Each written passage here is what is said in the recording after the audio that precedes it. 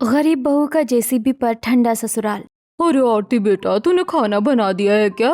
देख, खेत में जाना है, थोड़ा जल्दी कर दे थोड़ा। फिर धूप में तो जल्दी से काम होता भी नहीं है। हाँ माँ, मैंने चूल्हे पर सारा खाना बना दिया है। चलो ठीक है, फिर तो बिटिया ने घर का सारा काम भी कर दिया।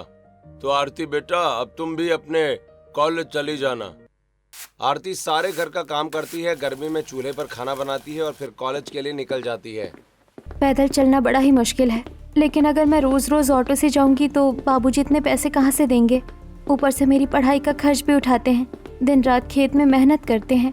अपने आप से बातें करते हुए आरती कॉलेज पहुंच जाती है। क्लास में बैठते ही टीचर अंदर आते हैं। आज आप सब लोगों को इंजीनियरिंग फर्स्ट ईयर का सबसे जरूरी प्रोजेक्ट दिया जा रहा है। आपको मिनी हाइड्रोलिक जेसीबी मॉडल बनाना है। जो भी बच्चा इस मॉडल को सबसे अच्छे तरीके से बनाएगा वही कॉलेज में टॉप करेगा। अरे वाह, ये तो बहुत अच्छी बात है। मैं दिन रात मेहनत करूंगी इस प्रोजेक्ट को अच्छा बनाने के लिए। कॉलेज खत्म होने के बाद आरती तेज धूप में पैदल चलकर घर वापस आती है। घर पहुंचते पहुंचते शाम हो जाती है। फिर वो चूल्हे पर अपने माँ बाप के लिए खाना बनाने लगती है। तभी शांति और रामलाल खेत से घर वापस आ जाते हैं। अरे बिटिया, कितनी गर्मी हो रही है, ये तो पंखा भी नहीं चल रहा। गर्मी ने तो जान निकाल कर रख दी है। सही कह रहे हो बाबूजी। आपको पता है, आज हमारे कॉलेज में एक बड़ा प्रोजेक्ट मिला है। मैं उस पर पूरी लगन से काम करूंगी। हमें पता है हमारी बिटिया कितनी होशियार और समझदार है। ऐसे ही सब लोग आपस में बातें करते हैं और फिर जमीन पर चादर बिछाकर सो जाते हैं। घर में पंखा ना होने की वजह से उन्हें रात भर नींद नहीं आती। ऊपर से मच्छर भी बहुत परेशान करते हैं। अगली सुबह आरती जल्दी से उठ जाती है। वो चूल्हे पर अपने माँ बाप के लिए खाना बनाती है और फिर कॉलेज के लिए तैयार हो जाती है। अरे मेरी बिटिया रानी कितनी मेहनत करती है। पहले दिन भर घर का काम करती है और फिर कॉलेज भी जाती है। कुछ देर के बाद आरती कॉलेज चली जाती है और रामलाल शांति खेत में काम करने निकल जाते हैं। ऐसे ही कुछ दिन बीतते हैं। अचानक तेज धूप में काम करने की वजह से रामलाल की तबीयत खराब हो जाती है। अरे मुझे लगता है आपकी तबीयत बहुत खराब हो गई है। चलिए आप घर चलिए। शांति रामलाल को सहारा देकर घर लेकर आती है। तभी कॉलेज से आरती भी घर पहुंच जाती है। क्या हो बाबूजी को? उनकी तबीयत इतनी खराब क्यों है? और आपने डॉक्टर को नहीं बुलाया क्या? अरे बिटिया, डॉक्टर को कैसे बुलाऊं? तुझे पता तो है हमारे पास इतने पैसे नहीं है कि तुम्हारे बाबूजी की बीमारी पर खर्च कर सके। अब इन्हें घर पर ही आराम करना होगा। खेत का सारा काम मैं अकेले कर लिया करूंगी। शांति के बात सुनकर आरती की आंखों में आंसू आ जाते हैं। माँ, आप बिल्कुल चिंता मत करो, मैं हूँ ना आपके साथ। देखना, मेरी ग्रेजुएशन पूरी होते ही मैं अच्छी नौकरी करूंगी और हमारे घर के हालात जरूर बदल जाएंगे। ऐसे ही कुछ दिन बीतते हैं और आरती अपने mini hydraulic JCB model project में पूरे कॉलेज में टॉप कर जाती है। वो खुशी खुशी घर आती है। अरे माँ, आप लोगों के लिए खुशखबरी है। अच्छा बिटिया, बता तो सही, क्या खुशखबरी है? आज मैंने पूरे कॉलेज में टॉप किया है। सब लोग मेरी बहुत तारीफ कर रहे थे। और माँ, आज मेरा इंजीनियरिंग का फर्स्ट ईयर भी पूरा हो गया है। लेकिन अब आगे की पढ़ाई के लिए मुझे पैसों की जरूरत पड़ेगी। अरे बिटिया रानी, मुझे माफ कर देना। जैसे तैसे करके मैंने तेरा पहला साल तो पूरा कर दिया, लेकिन अब हम तुझे आगे नहीं पढ़ा पाएंगे बेटा। मैं अब बीमार रहने लगा हूँ। तुम्हारी माँ घर का खर्च उठाए या मेरी बीमारी पर पैसा लगाए, फिर तेरी पढ़ाई कैसे होगी? रामलाल की आंखों से आंसू निकलने लगते हैं। मैं तो हमेशा से चाहता था कि मेरी बेटी एक पढ़ी लिखी और अपने पैरों पर खड़ी होने वाली लड़की बने। पापा जी, आप रोइए मत। जो होता है अच्छे के लिए ही होता है। अब मैं भी माँ के साथ खेत में काम किया करूँगी और धीरे धीरे हमारे हालात ठीक हो जाएंगे। कुछ दिन बाद आरती चूल्हे पर खाना बना रही होती है और शांति रामलाल को हाथ वाले पंखे से हवा कर रही होती है। तभी पड़ोसन सुमन उनके घर आती है। हाय भगवान, बिटिया इतनी गर्मी में चूल्हे पर खाना कैसे बना रही है? सुमन अंदर चली जाती है। अरे सुमन बहन, आओ अंदर आओ। आज किस काम से आना हुआ? बहन, वैसे तो मुझे तुम लोगों की हालत देखकर बहुत दुख होता है। बिटिया पढ़ाई में कितनी होशियार थी, लेकिन गरीबी की वजह से अब तुम लोग उसे आगे पढ़ा भी नहीं पा रहे हो। मेरी नजर में एक अच्छा रिश्ता है। अगर तुम चाहो तो मैं बात आगे बढ़ा सकती हूँ। लड़के वाले भी हमारे जैसे ही साधारण लोग हैं, लेकिन दिल के बहुत अच्छे हैं। हाँ बहन जी, अब तो बस यही चाहता हूँ कि मरने से पहले अपनी बिटिया की शादी कर दूं, ताकि मुझे भी चैन मिल जाए आप लड़के वालों को बोल दीजिए कि वो हमारी बिटिया को देखने आ जाएं। अगले दिन सुमन कविता के घर जाती है और आरती के रिश्ते की बात करती है। बहन जी, लड़की बहुत ही सुंदर और संस्कारी है। अगर आप लोग चाहो तो रिश्ता पक्का कर सकते हो। लड़की वाले भी तैयार है। अच्छा, लड़की में क्या क्या गुण है, क्या करती है? अरे तुम्हें गुणों से क्या लेना देना है, बस लड़की अच्छी और संस्कारी होनी चाहिए।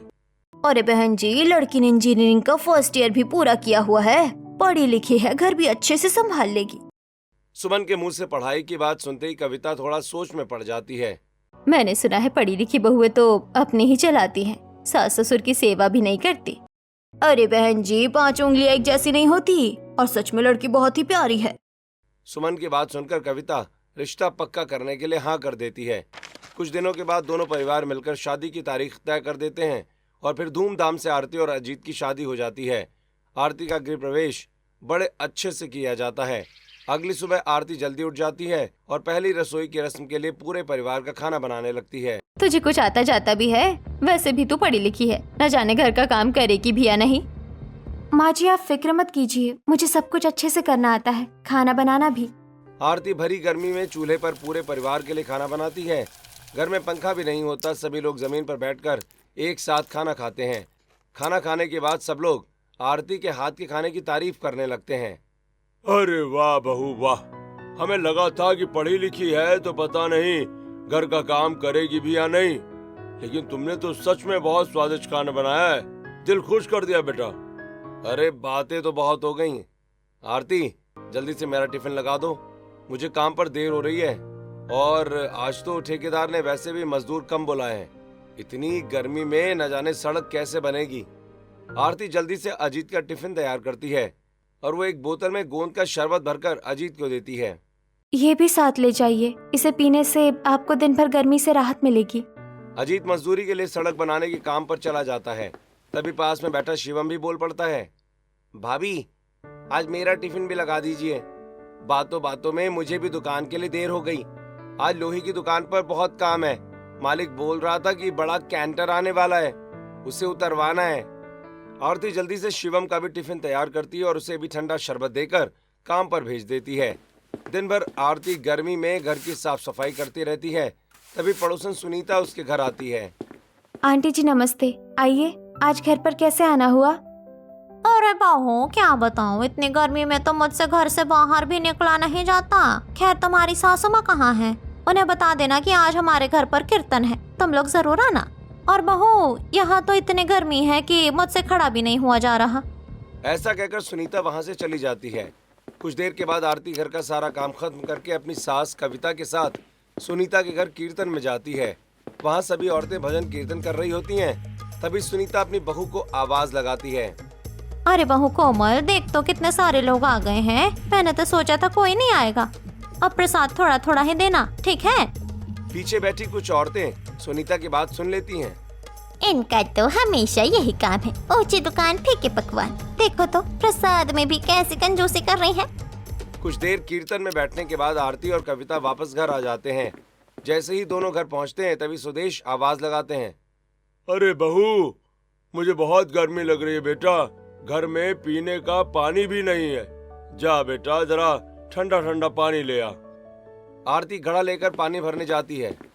हे भगवान, आखिर मेरी किस्मत कैसे लिखी है, जैसे मायके में थी वैसे ही ससुराल में हूँ। यहाँ भी किराए के मकान में रहते हैं और गर्मी से वही हाल है जो मायके में हुआ करता था। ऐसे ही सोचते हुए आरती पानी लेकर घर वापस आती है। अरे बहू, पानी लेने गई थी या पानी बनाने? तुझसे एक भी काम ढंग से नहीं होता। यहाँ मैं प्यास से परेशान बैठा हूँ। अरे आप इतना क्यों चिल्ला रहे हैं? ले तो आई है पानी, अब पी लीजिए आराम से। आरती सुदेश को पानी देती है। वाह, अब जाकर इस गर्मी में थोड़ी राहत मिली है। ऐसे ही शाम का वक्त होता है और आरती पूरे परिवार के लिए फिर से चूल्हे पर खाना बनाती है। खाना बनने के बाद सभी लोग जमीन पर बैठकर एक साथ खाना खाने लगते हैं। माँ और पिताजी, आपको तो पता ही है, 2 से ढाई महीने हो गए लेकिन ठेकेदार ने अभी तक मेरी सैलरी देने का एक बार भी जिक्र नहीं किया। कोई ना कोई बहाना बना देता है। इतनी गर्मी में तो मुझसे काम भी नहीं होता, लेकिन अगर काम नहीं करूंगा तो घर का खर्च कैसे चलेगा? और शिवम की सैलरी से तो सिर्फ घर का किराया ही निकलता है। अरे भैया, आप इतना तनाव मत लो, जो होता है अच्छे के लिए होता है। मैं सोच रही थी कि घर का काम करने के बाद मैं पूरा दिन खाली रहती हूँ, क्यों ना मैं बच्चों को ट्यूशन पढ़ाना शुरू कर दूँ। इससे घर में कुछ पैसे भी आ जाएंगे और मेरा मन भी लगा रहेगा। अरे हाँ बहू, तेरे मुंह में घी शक्कर। कम से कम घर में 2 पैसे तो आएंगे। जैसा तुझे सही लगे वैसा कर लेना। ऐसे ही सब लोग आपस में बातें करते रहते हैं और फिर रात को नीचे चटाई बिछाकर सो जाते हैं। लेकिन गर्मी की वजह से किसी को भी ठीक से नींद नहीं आती। कभी मच्छर काटते हैं। अगली सुबह कविता रात की बची हुई रोटियां कुत्तों को डालने बाहर जाती है। तभी मोहल्ले के सारे कुत्ते इकट्ठा होकर भौंकने लगते हैं। कविता डरकर भागते हुए घर के अंदर आ जाती है। अरे माँ जी, आप ऐसे बच्चों की तरह क्यों भाग रही हैं? कुत्ते आपको थोड़ी काट रहे हैं। अच्छा बस कर, बहुत ज्यादा जुबान चलने लगी है तेरी। देखा नहीं, वो मुझे काट लेते तो। तू यहाँ खड़ी क्या कर रही है? जा जल्दी से सबके लिए चाय नाश्ता बना ले। आरती चूल्हे पर चाय नाश्ता बना रही होती है। तभी मकान मालिक सुनील वहाँ आता है। पूरे 3 महीने हो गए, आखिर कब तक तुम लोग फ्री में मेरे घर में रहोगे? हाँ, इस बार मैं आखिरी चेतावनी देकर जा रहा हूँ। अगर इस महीने की पूरी पेमेंट नहीं दी तो मैं तुम लोगों को घर से बाहर निकाल दूंगा। अरे भाई साहब, ऐसे मत बोलिए, हम कहीं भाग थोड़ी रहे हैं। थोड़ा धैर्य रखिए, हम आपके सारे पैसे जल्द लौटा देंगे। सुनील गुस्से में वहाँ से चला जाता है। हे भगवान, न जाने अब क्या होगा। एक तो इतनी गरीबी और ऊपर से 3 महीने का किराया भी बाकी है। इस बार तो पक्का सुनील हमें घर से बाहर निकाल ही देगा। ऐसे ही कुछ दिन बीतते हैं और एक दिन आरती सबके लिए खाना बनाती है। खाना खाने के बाद सभी लोग अपने अपने काम पर चले जाते हैं। अजीत भी मजदूरी के लिए निकल जाता है। काम पर पहुंचने के बाद ठेकेदार प्रवीण अजीत के पास आता है। अरे अजीत, तुम तो सड़क बनाने का काम बहुत अच्छा करते हो। मुझे पता है तुम्हें जेसीबी भी चलानी आती है। क्यों ना आज तुम ही जेसीबी चला लो? मन ही मन प्रवीण सोच रहा होता है कि जेसीबी पहले से ही खराब है। अगर कोई नुकसान हुआ तो उसका इल्जाम अजीत पर डाल देगा। अजीत जैसे ही जेसीबी चलाना शुरू करता है, थोड़ी देर में ही जेसीबी बंद हो जाती है। अरे ये क्या कर दिया तुमने मेरी जेसीबी को? अरे मैंने कुछ नहीं किया मालिक, जेसीबी तो अपने आप बंद हो गई। प्रवीण जोर जोर से अजीत को डांटने लगता है। वहाँ बाकी मजदूर भी इकट्ठा हो जाते हैं। तुम्हें पता भी है ये जेसीबी कितनी महंगी आती है? इसे खरीदने की तुम्हारी औकात भी नहीं है और तुमने इसे खराब कर दिया। अब इसकी भरपाई कौन करेगा? और सुनो, तुम्हारी जो 2-3 महीने की सैलरी रुकी हुई थी ना, वो अब मैं नहीं दूंगा। मैं आज से तुम्हें काम से निकाल रहा हूँ। अजीत चुपचाप सारी बातें सुनता रहता है और फिर दुखी मन से घर वापस लौट आता है। घर के बाहर सभी लोग बैठे होते हैं। अरे आज आप इतनी जल्दी काम से कैसे आ गए? आपकी तबीयत तो ठीक है ना? हाँ, तबीयत तो ठीक है, लेकिन आज ठेकेदार ने सब मजदूरों के सामने मेरी बहुत बेइज्जती की है। मुझे काम से निकाल दिया और जेसीबी खराब होने का इल्जाम भी मेरे ऊपर लगा दिया। अब वो मेरी 2-3 महीने की सैलरी भी नहीं देगा। अगर उसने पैसे नहीं दिए तो हमारा घर कैसे चलेगा, मुझे कुछ समझ नहीं आ रहा। हे भगवान, ये कैसी मुसीबत आ गई। बेटा तू चिंता मत कर, हम सब तेरे साथ हैं। हाँ, पूरा परिवार आपके साथ है। और ऐसे कैसे वो हमारी मेहनत की सैलरी नहीं देगा? हम सब कल सुबह ही जाकर परवीन ठेकेदार से बात करेंगे। सब लोग आपस में बातें करते करते सो जाते हैं। अगली सुबह अजीत और आरती ठेकेदार प्रवीण के पास जाते हैं। अजीत को देखते ही प्रवीण गुस्से से भड़क जाता है। अरे फिर तुम यहाँ मुंह उठाकर चले आए? निकल जाओ यहाँ से। अब ना तो मैं तुम्हें नौकरी दूंगा और ना ही तुम्हारी सैलरी। तुमने मेरा इतना बड़ा नुकसान कर दिया और फिर भी बेशर्मों की तरह चले आए। आप इनसे ऐसे कैसे बात कर रहे हो? और ऐसे कैसे आप हमारी 2-3 महीने की सैलरी नहीं देंगे? जेसीबी इन्होंने थोड़ी खराब की है, ये तो कोई मैकेनिकल खराबी भी हो सकती है। आप एक बार अच्छे मैकेनिक को दिखाइए, शायद इंजन में या वायरिंग में कोई दिक्कत हो। अच्छा, अब तुम मुझे सिखाओगे कि इंजन खराब है या नहीं? प्रवीण उनकी एक भी बात नहीं सुनता और पैसे देने से साफ मना कर देता है। या तो आप हमारे पैसे दे दीजिए या फिर ये जेसीबी हमें दे दीजिए, वरना हम पुलिस को शिकायत करेंगे। पुलिस का नाम सुनते ही प्रवीण थोड़ा डर जाता है। वो मन ही मन सोचता है कि ये खराब जेसीबी अब उसके किसी काम की नहीं है। ठीक है, ये जेसीबी मैं तुम्हें दे दूंगा। वैसे भी अब इसे कोई कबाड़ी भी नहीं खरीदेगा, लेकिन उससे पहले तुम्हें ये कॉन्ट्रैक्ट पेपर पर साइन करना होगा, जिसमें लिखा होगा कि मैंने तुम्हारे सारे पैसे चुका दिए हैं और आज के बाद हमारा तुम्हारा कोई लेना देना नहीं होगा। हाँ, हमें मंजूर है। आरती कॉन्ट्रैक्ट पेपर पर साइन कर देती है और जेसीबी अपने नाम करवा लेती है। आरती, तुम पागल हो गई हो क्या? इस खटारा जेसीबी को हम क्या करेंगे? अब ये सब छोड़ो और ये बताओ कि अब हम इसे घर कैसे लेकर जाएंगे? आरती इधर उधर देखने लगती है, तभी उसे पास में एक ट्रैक्टर खड़ा दिखाई देता है। वो ट्रैक्टर वाले के पास जाती है। भैया प्लीज हमारी मदद कर दीजिए, इस जेसीबी को हमारे घर तक पहुंचवा दीजिए। पहले ट्रैक्टर वाला मना कर देता है, लेकिन आरती के बार बार हाथ जोड़ने पर वो मान जाता है। ट्रैक्टर में रस्सी बांधकर जेसीबी को खींचते हुए वो लोग घर की तरफ लेकर आने लगते हैं। तभी रास्ते में जेसीबी एक बड़े से गड्ढे में फंस जाती है। आसपास खड़े लोग तमाशा देखने लगते हैं। अरे देखो देखो, ये लोग इस खटारा जेसीबी का क्या करेंगे? आरती तुरंत नीचे उतरती है। अरे आप भी नीचे उतरिए ना, हमें धक्का लगाना होगा। अजीत और आरती दोनों तेज गर्मी में पसीने से तरबतर होकर जोर लगाते हैं और काफी मेहनत के बाद जेसीबी को गड्ढे से बाहर निकाल लिया जाता है। कुछ देर के बाद दोनों जेसीबी को घर के बाहर लेकर आते हैं। ट्रैक्टर की आवाज सुनकर कविता और सुदेश बाहर आते हैं। अरे बहू, ये क्या खटारा उठा कर ले आए, इसका क्या अचार डालेंगे? हे भगवान, मुझे तो पहले से ही पता था कि ये बहू दिन भर अपनी पढ़ाई की बातें करती रहती है, कभी ट्यूशन की बात, कभी कुछ और, लेकिन ये नहीं पता था कि ये घर के बाहर खटारा जेसीबी ले आएगी। और अजीत, तुझे क्या जरूरत थी ये कबाड़ घर लेकर आने की? आप लोग मेरी बात तो सुनिए, ठेकेदार हमारे पैसे नहीं दे रहा था, इसलिए मैंने उनसे ये जेसीबी ले ली। देखना, ये आगे चलकर हमारे बहुत काम आएगी। बस कर बहू, ये खटारा क्या काम आएगी। अजीत बेटा, तू इसे कल ही बेच देना, कम से कम कुछ पैसे तो मिल जाएंगे। सब लोग नाराज होकर अंदर चले जाते हैं। शाम का वक्त होता है। आरती पूरे परिवार के लिए खाना बना रही होती है। तभी शिवम घर आता है और घर के बाहर खड़ी जेसीबी को देखकर हैरान रह जाता है। अरे भाभी, ये जेसीबी किसकी है? देवर जी, अब ये जेसीबी हमारी है। अच्छा ठीक है। ऐसा कहकर शिवम अपनी 2 महीने की सैलरी कविता के हाथ में रख देता है। लो माँ, सबसे पहले तो मकान मालिक का किराया दे देना। हाँ बेटा, वैसे भी वो जब देखो घर के बाहर आकर बेइज्जती करके चला जाता है। उसी रात तेज गर्मी की वजह से अचानक सुदेश की तबीयत बहुत खराब हो जाती है। देखते ही देखते शिवम की पूरी सैलरी उनके इलाज में खर्च हो जाती है। कुछ दिन के बाद अचानक मकान मालिक सुनील उनके घर आता है। आज पूरा 1 महीना हो गया है। मैंने पहले ही कहा था कि अगर इस बार किराया नहीं दिया तो मैं तुम लोगों को घर से बाहर निकाल दूंगा। अब समय आ गया कि तुम लोग मेरा घर खाली करो। सुनील पूरे परिवार को खरी खोटी सुनाने लगता है। भाई साहब, इस बार सारा पैसा मेरी बीमारी में लग गया। हमें थोड़ा और वक्त दे दीजिए, हम आपका एक एक पैसा चुका देंगे। हमें घर से मत निकालिए। लेकिन सुनील उनकी एक भी नहीं सुनता। बस करिए आप, अब हमें भी आपके घर में नहीं रहना। अरे बहू, ये तो क्या बोल रही है, अगर हम इस घर में नहीं रहेंगे तो कहाँ जाएंगे?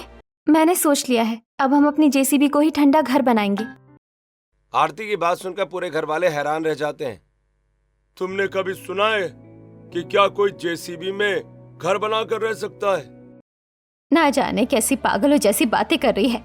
ये सारी बातें अब सड़क पर जाकर करना। जल्दी से मेरा घर खाली करो और शुक्र मनाओ कि मैं तुम्हारा सामान ले जाने दे रहा हूँ, वरना तुम्हारी हरकतें ऐसी हैं कि एक चीज भी साथ ना ले जाने दूं। आरती और उसका पूरा परिवार अपना सारा सामान उठाकर जेसीबी के पास आ जाता है। तभी मोहल्ले की औरतें उन्हें ताने मारने लगती हैं।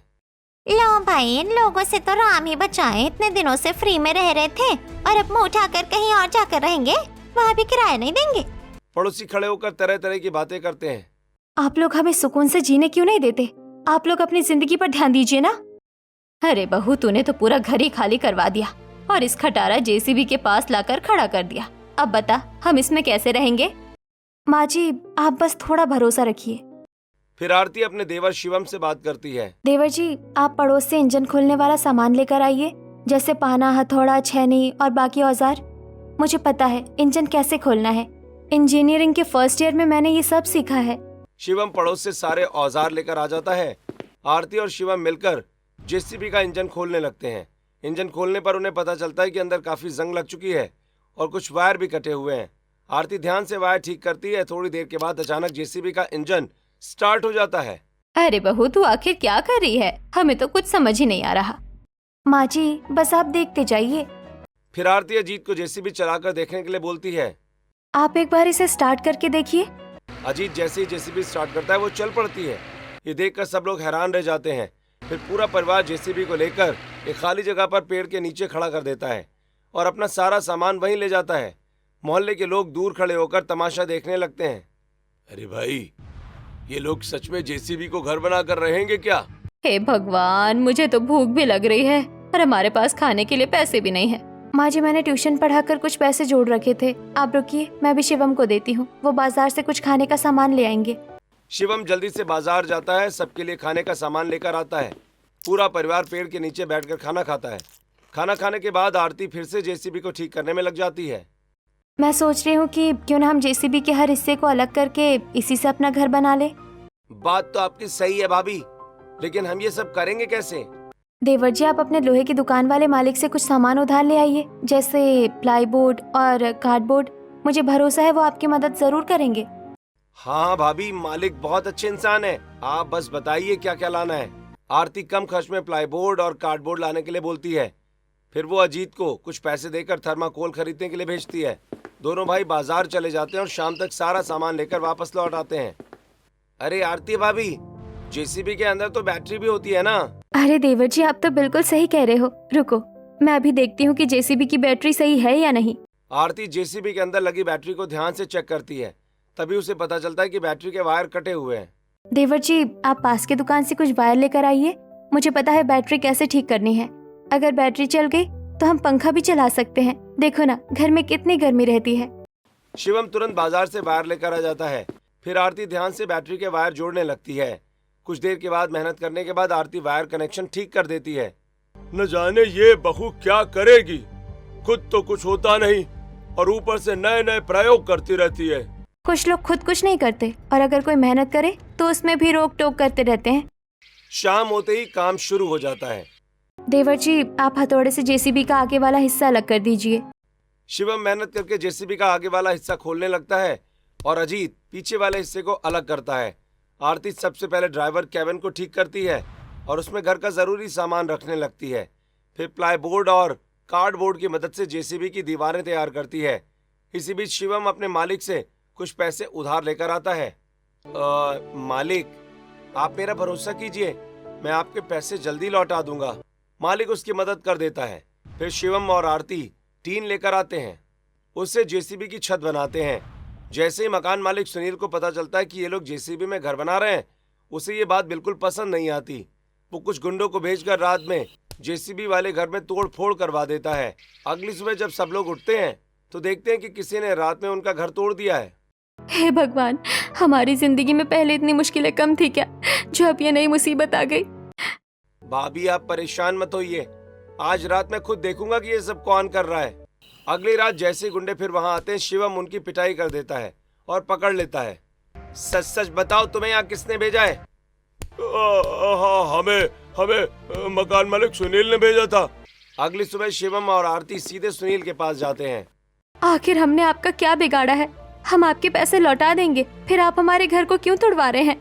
उधर जब कविता को ये बात पता चलती है तो वो बहुत दुखी हो जाती है। वो अपनी सास की दी हुई सोने की चूड़ियां सुनार के यहाँ गिरवी रख देती है और पैसे लेकर घर आती है। फिर वो पैसे आरती के हाथ में रख देती है। जा बहू, ये पैसे सुनील के मुंह पर मार करा। वो हमें हर वक्त बेइज्जत करता है, सुकून से जीने भी नहीं देता। अगले दिन आरती और अजीत जाकर सुनील का पूरा पैसा चुका देते हैं।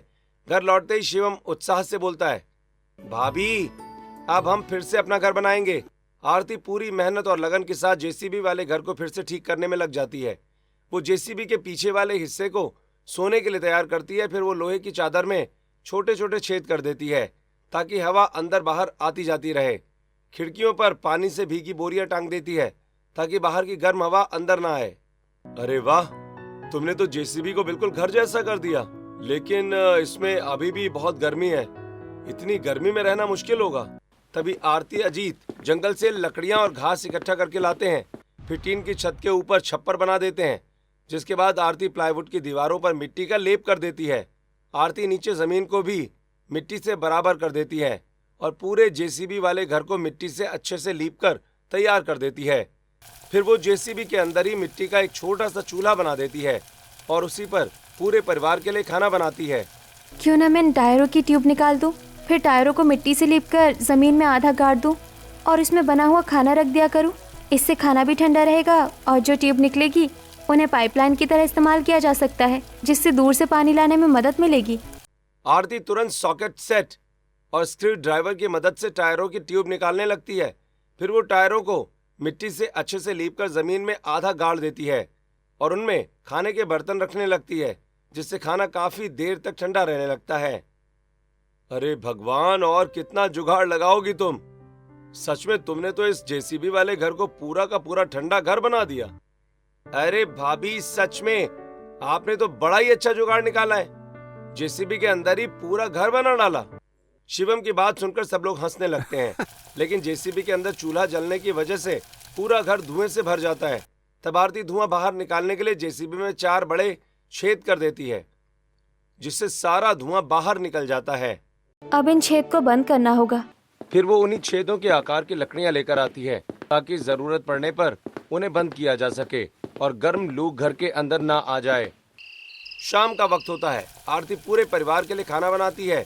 खाना खाने के बाद सभी लोग नीचे चादर बिछाकर सो जाते हैं, लेकिन गर्मी की तपिश की वजह से किसी को भी ठीक से नींद नहीं आती। अब वो जल्दी उठ जाती है और अपने पति अजीत और देवर शिवम के साथ जंगल चली जाती है। वहां से वो लोग बहुत सारी घास लेकर आते हैं। आरती उस घास से गद्देदार चटाइयां बनाती है, जिन पर सब लोग आराम से सो सकें। सोने से पहले आरती घर की मिट्टी वाली दीवारों और छत पर पानी का छिड़काव कर देती है, जिससे घर के अंदर ठंडक बनी रहती है। ऐसे ही कुछ दिन बीतते हैं। जल्दी से घर का काम करने के साथ साथ बच्चों को ट्यूशन पढ़ाना भी शुरू कर देती है। धीरे धीरे आसपास के बच्चे भी उसके पास पढ़ने आने लगते हैं। उन्हीं बच्चों में सुनील की बेटी परी भी होती है। परी पढ़ाई में पहले तो बहुत कमजोर होती है, लेकिन आरती से ट्यूशन पढ़ने के बाद वो बहुत अच्छे नंबरों से स्कूल में पास हो जाती है। अरे परी बेटा, तुम तो बहुत अच्छे नंबर लाने लगी हो। आखिर तुम ट्यूशन कहाँ पढ़ने जाती हो? पापा, जेसीबी वाले घर में जो आंटी रहती है ना, उनके पास पढ़ने जाती हूँ। वो इतना अच्छे से पढ़ाती है कि मुझे सब तुरंत समझ में आ जाता है। आज उन्हीं की वजह से मैं इतने अच्छे नंबरों से पास हुई हूँ। परी की बातें सुनकर सुनील मनी मन बहुत शर्मिंदा हो जाता है। मैं कितना गलत था। मैं इन लोगों को सड़क पर लाना चाहता था और आज इन्हीं की वजह से मेरी बेटी अच्छे नंबरों से पास हुई है। सुनील अपने किए पर शर्मिंदा होकर माफी मांगने के लिए सुदेश और कविता के जेसीबी वाले घर में जाता है। घर के अंदर पहुंचते ही उसे ठंडी हवा महसूस होती है। अरे वाह, आपके जेसीबी वाले घर में तो कितनी ठंडक है। यहाँ तो सच में बहुत सुकून मिल रहा है। मुझे माफ कर दीजिए, मैंने आप लोगों के साथ बहुत गलत किया। कोई बात नहीं, अगर आप हमारे साथ ऐसा न करते तो शायद आज हमारे पास खुद का ये जेसीबी वाला घर भी नहीं होता। कहते हैं ना, जो होता है अच्छे के लिए होता है। ऐसे कुछ दिन बीतते हैं। अब अजीत को भी एक अच्छी नौकरी मिल जाती है और अब शिवम भी अपने काम में बिजी होता है। उधर आरती घर का सारा काम करने के बाद जंगल से छोटे छोटे पेड़ पौधे लेकर आती है और घर के बाहर लगाती है। रोज उन्हें पानी देती है। धीरे धीरे पौधे बड़े होकर घनी छांव देने लगते हैं। अरे वाह बहू, तू तो सच में बहुत समझदार निकली। लोग कहते हैं पढ़ाई लिखाई किसी काम नहीं आती, लेकिन तूने तो हमारी पूरी जिंदगी ही बदल दी। फिर वो घर के बाहर जमीन में गड्ढे खोदकर कुछ बीजों को बो देती है और रोज पानी देने लगती है। देखते ही देखते बेलें बड़ी हो जाती हैं और पूरे जेसीबी वाले घर को ढक लेती हैं, जिससे घर के अंदर और भी ज्यादा ठंडक रहने लगती है। बहू का ये अनोखा आइडिया देखकर पूरा परिवार खुश हो जाता है। अब देखो, हमें गर्मी भी परेशान नहीं करती और हमारा घर ठंडा भी बना रहता है। अब पूरा परिवार हंसी खुशी एक साथ रहने लगता है। वही मोहल्ले वाले जो पहले उन्हें ताने मारते थे, अब आरती की खूब तारीफ करते हैं। सच में भाई, तुम्हारी बहू तो भाई बड़ी होशियार निकली। इंजीनियरिंग पढ़कर इसने जेसीबी के अंदर ही ठंडा घर बना डाला। वाह। पड़ोसियों की बातें सुनकर आरती मनी मन मुस्कुराने लगती है। कल तक यही लोग मुझे ताने मारते थे और आज मेरी तारीफ कर रहे हैं। ऐसे ही अब पूरा परिवार हंसी खुशी रहने लगता है और आरती अपने जेसीबी वाले ठंडे ससुराल में सबके साथ बहुत खुश रहती है।